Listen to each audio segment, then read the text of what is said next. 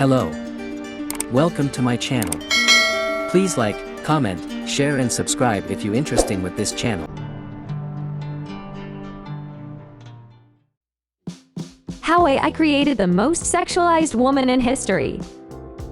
Artificial intelligence is set to take over the world. It's already changing everything from banking to retailing to medicine. Nowhere is this more evident than in the world of dating and sexual harassment. With the rise of dating technology, including sites like HotIMSPN, as well as AI-based platforms that monitor user behavior for abuse, sexual harassment has become a thing of the past. But it wasn't always this way. As artificial intelligence becomes a household word, we often overlook its darker side in our own backyards. It's created algorithms that make us feel insecure about our appearances, algorithms that create unrealistic standards for women, and algorithms that objectify women through computerization of their bodies and personal information. Artificial intelligence creates the most sexualized woman in history.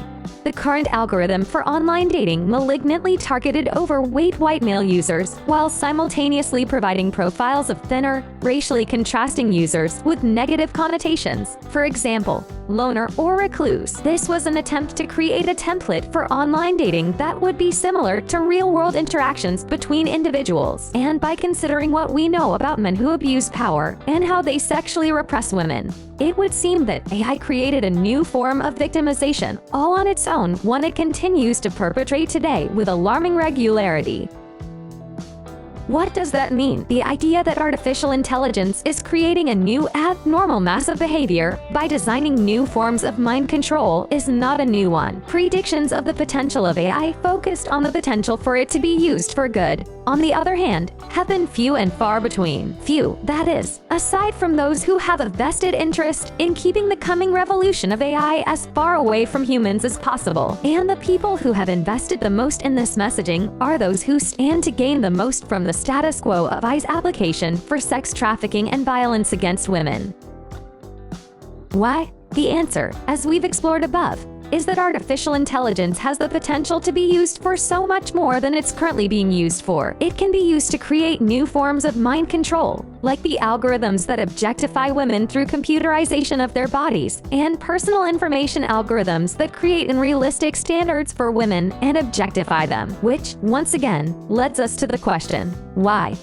AI created the most sexually repressing woman in history. Why? The answer, once again, is that artificial intelligence is being used to create a new form of oppression. And once again, the people pushing the most weight in the field of AI are those who stand to gain the most from the status quo. Those who stand to lose the most are the people most in need of positive change, gender equality, sexual repressions, and social justice. And while it's true that the current system of AI-driven dating has been systematically targeting overweight white male users, it has also been doing so with the intent to create a new type of victim, one that is too large, dark-skinned, and likely to be trafficked. That's why AI's creation story paints a more negative picture of the current algorithm. It wanted to create a template for online dating that would be similar to real-world interactions between individuals. It wanted to create a dating system that would repress those who are too fat, too dark-skinned, or too other-witted for conventional dating.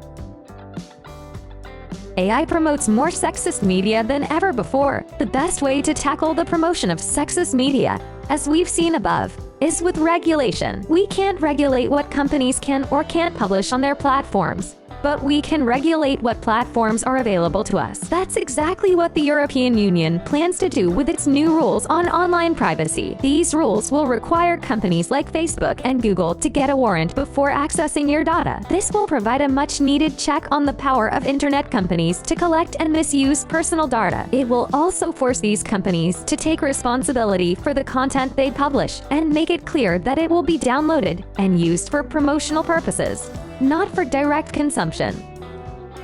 What can be done to curb a system that's such a threat to so many? The thing about AI that makes it so dangerous is that it's been creating this new normal. We've been conditioned to expect it, and to normalize it, and to ignore its darker side. But it has a dark side all the same. The question is, how can we curb it before it does more damage than good? First, we have to be mindful of how we're using technology. We have to be conscious of how often we're using it, and how it's being used against us. We have to be mindful of how we're using our devices.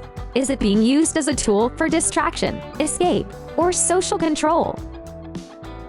In the end, it's up to us to decide how to use our new superintelligence.